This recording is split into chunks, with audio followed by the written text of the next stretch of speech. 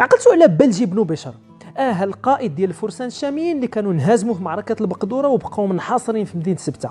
الان هاد بلجي بن بشر وجماعته غادي يطلبوا اللجوء من عند الوالي ديال بلاد الاندلس واللي كان انذاك عبد الملك بن قطن. الان هاد الاخير غادي يرفض اول الامر المساعده ديالهم، لكن سرعان ما غادي يضطر الوالي على بلاد الاندلس انه يغير الموقف ديالو تجاه الفرسان ديال بلجي بن بشر. وبالفعل فالامازيغ واللي كانوا متركزين اساسا في شمال بلاد الاندلس غادي ينتفضوا في الحاميات العسكريه ديالهم، وغادي تنقسم القوات ديالهم ثلاثه ديال الجيوش مختلفه. لكن الوصول ديال القوات ديال بلجي بن بشر لبلاد الاندلس كان غادي يكون عنده التاثير الكبير على مجريات الاحداث، فغادي يستطيع هذا القائد هذا انه يسحق جميع القوات الامازيغيه اللي كانت في بلاد الاندلس. لكن كيف ما كان متوقع فما غاديش يكتفي بلجي بن بشر بهذا الانتصار هذا على الامازيغ، وغادي يقلب الفيستا على الحلفاء ديالو العرب الاندلسيين، بحيث انه غادي يقتل عبد الملك بن قطن ويصبح والي على